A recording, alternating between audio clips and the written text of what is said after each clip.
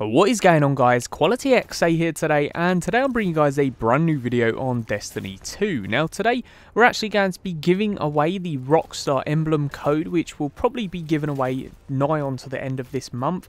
If you guys want to be within a chance of winning that, leave a like, subscribe if you're new around here, comment in that comment section below and follow me on Twitter if possible.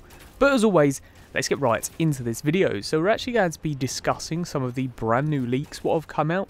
We're also going to be talking about some raid and some other bits and pieces, so let's get right into this. So first up, we have this from Twitter regarding the leak. So it says, the new Horde mode in Black Armory, where the more you survive and the better the loot you get will be, sounds cool. Oh, and also Thunderlord is returning in Festival of the Lost. To which someone said source, and someone replied, OP did predict some things about Forsaken from their post history. This might be true. Now, what he's actually talking about is this person who actually tweeted this, or should I say posted it on Reddit, Anon9, is actually almost a leaker who has leaked a load of stuff previously about the Forsaken. He knew all of the supers, what was coming out, and all of the game modes and all of that stuff. He actually posted that on Reddit previously, so he is a pretty reliable source. So it does look like we will be getting some sort of armory mode which actually comes out, which does sound pretty awesome, as well as the Thunderlord. You can also see in the Black Armory Annual Pass content update, it says access to the Black Armory, and it does say new Forges of the Chain activity. Now that Forges of the Chain activity could also be this Horde event, what he's actually talking about, where the more you survive, the better the loot that you actually obtain. So pretty awesome, and it almost pieces up together. We do also know that machine guns are coming back to Destiny in this Black Armory update, so it almost is confirmed 100% that the Thunderlord will be coming back as one of the exotics, which is pretty awesome, and I definitely cannot wait for that. Let me know your thoughts in the comment section below. Now, as well as that, we do also have another leak from Anon9 as well. So somebody actually said, dude, now that Forsaken is out, can you tell us about how you predicted all of that stuff about Forsaken? The locations, the supers, etc. Do you have a source or something? Also, tell me one more thing. Is the last word coming back? To which Anon9 actually says Black Armory.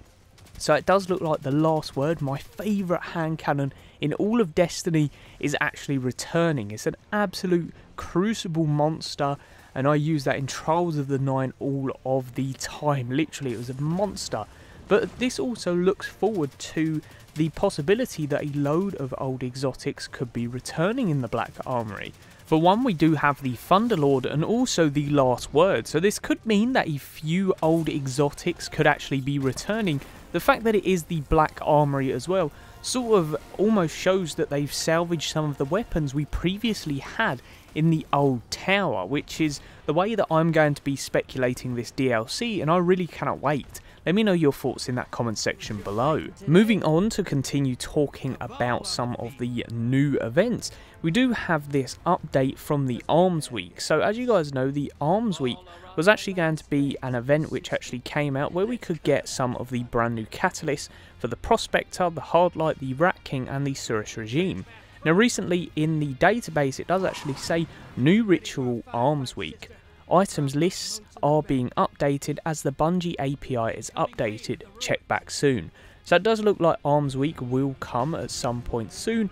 Really cannot wait. We do have obviously the season pass, so hopefully it comes along with that at some point, or if not, maybe even when there is a dry spell of content. But regardless, really cannot wait, and cannot wait to get some of these brand new catalysts, especially the Rat King one. Really cannot wait for that. Moving on though, everyone's favourite quest currently, getting the Malfeasance. So someone actually said, Cosmo, can you basically clarify if the Malfeasance boss is permanent? To which Cosmo replied, the boss will continue to spawn after reset, but is more likely to spawn during the full curse weeks. So the full curse weeks are when the Dreaming City is worse with the taken enemies, and the boss still spawns when you guys are playing normally, but it's obviously a lower chance. When it is full curse week, they're probably going to increase the chance each time. So maybe when we reach week 2 once again, they might increase the drop rate of actually getting that boss, which is pretty awesome. I do think that this is a good thing, personally. I think obviously there is a big struggle with the way that Bungie is doing this. It's not like it's a skill quest, but the way they are doing it almost takes away the fun of grinding. It's almost just forced to play Gambit, especially if a load of people don't play Gambit. They're being forced just to get this weapon. Let me know your thoughts in that comment section below on how you guys actually feel about that. Also, I did want to note this, that you can actually get these drops from doing this quest as well. So when you defeat the servitor once, you obviously get the Seething Heart. If you defeat the servitor twice, you do get the Sparrow. And then if you defeat the servitor 3 times, you actually do get this ship as well. So pretty awesome, and again, some pretty good loot drops there. It is also to note in Gambit that the Gambit team said that there is some misconceptions currently about the Primeval Slayer. So they did actually say, our intent for the Primeval phase is that the team that summons first gains advantage. The number of Primeval Slayer stacks held is unique to each team. So basically what this buff is where you get more damage to the Primeval. They're basically saying that whoever gets the Primeval to summon first will gain an advantage and have the Primeval Slayer first. It does also give a little boost to the team that is behind when they do get their Primeval Slayer, but they will always be behind the first team what summon their Primeval first. It's a fair way of doing it. I'm still wondering how Primeval Slayer actually works, in the sense how you actually build it up. Is it just a time thing where when you defeat so many enemies and it's just the Primeval left, it will actually go up the stacks and you obviously do more damage with that? But I'm not 100% sure, but I'm glad that they actually cleared this up. It obviously would be unfair if you summon your Primeval first, get the Primeval Slayer buff to actually ×5, and then all of a sudden the opposite team have matched you when they've summoned their Primeval. But yeah, hopefully they sort this out, and hopefully there is some changes in Gambit. I find it a bit stale currently, just rinsing and repeat. I do enjoy playing it, but there is some of the stuff which I would personally change. Moving on though, talking about some brand new missions and the raid. First up, we're talking about a brand new mission in the database. So as you guys know, when we were actually getting the Wish Ender Bow, there was a mission that actually had 3 question marks, and that turned out to be the Wish Ender Bow mission. Now there is a brand new mission which has entered the database. Now this might not actually be in the game currently, it could be within one of the next content drops, but this sort of shows that we actually do have a brand new quest which is currently hidden. What do you guys think it could be? Let me know in that comment section below. I hope it's something to do with an exotic quest again, maybe even a brand new dungeon, but I really cannot wait for that. And then next up we do have this about the raid. So the 15th wish currently hasn't been found yet, but the 15th wish, it actually has this description.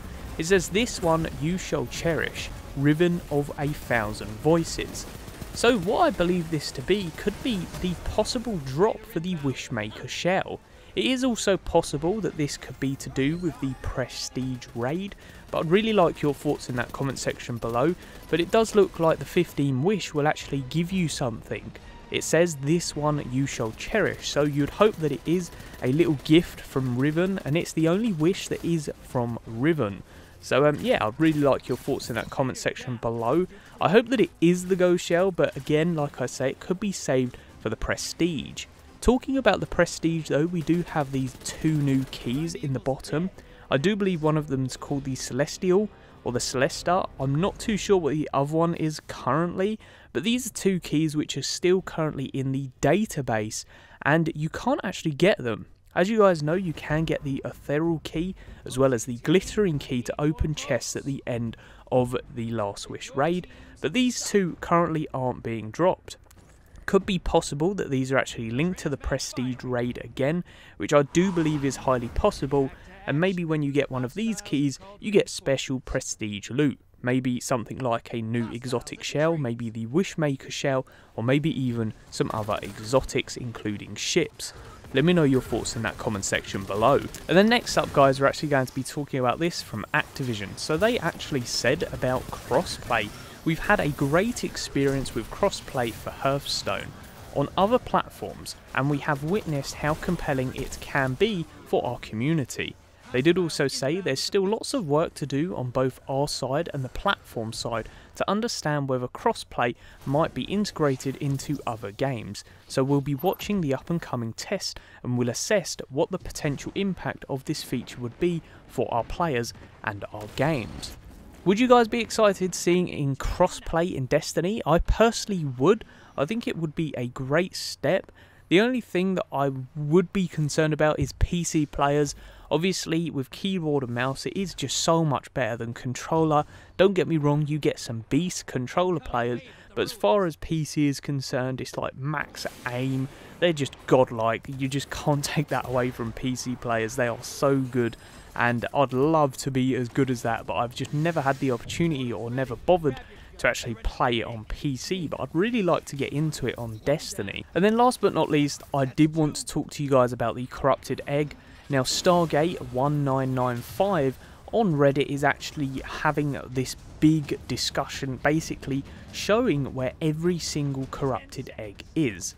So basically, if you guys are looking for all of the corrupted eggs and are still having like a trouble finding some, I'd highly recommend checking out this Reddit because it has all of the locations currently, and when they do find out some of the other time-gated ones, they will stick this in this Reddit as well. But yes guys, that's pretty much the video. If you did enjoy, a like would be much appreciated, as well as subscribing if you guys are new around here.